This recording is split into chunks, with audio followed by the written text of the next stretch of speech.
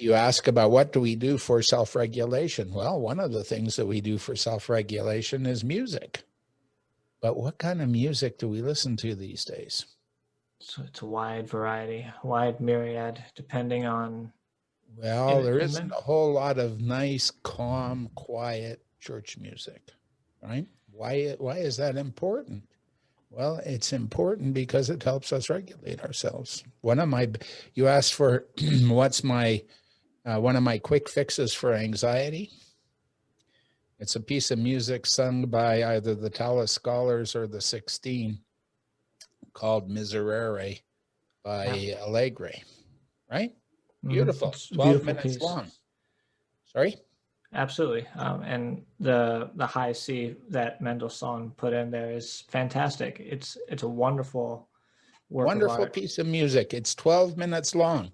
You get to sit back with all the lights dimmed down, a candle burning in front of you, a glass of red wine, and some liverwurst on crackers.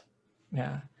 And the story is always fascinating to me. Absolutely. For context, Mozart was given the rare opportunity, I think it was to enter in and hear the piece, but he was not allowed to notate it because the church deemed it not fit for public ears.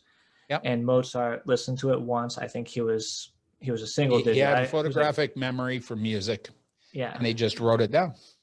He was really young, still in his single digits, and he transcribed the entire piece.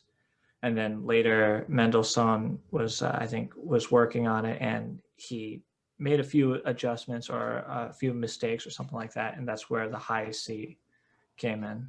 And now there has been an original manuscript of it found, and the 16 are singing the original.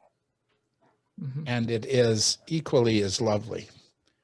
But I had a fellow come and see me once. He was so anxious. He was just right beside himself. And so I did a bit of hypnosis with him, and I thought it worked fairly well. And he came back and he says, "Oh, I'm going nuts." And I said, "Okay." And I gave him my copy of the 16 singing Miserere. And you know what Miserere translates to? My sin, my terrible sin. Yeah. Right? It's the 51st Psalm. Well, his anxiety was because he was in modern moral eyes a bit of a sinner. Anyway, I gave it to him and I said, "Listen to this." He came back about 6 months later and he said, "Well, I got a bone to pick with you, McEwen."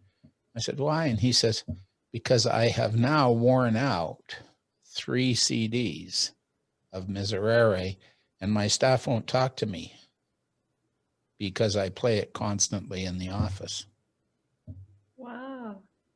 Right? Those sorts of things bring the emotional level down to a place where we can cope.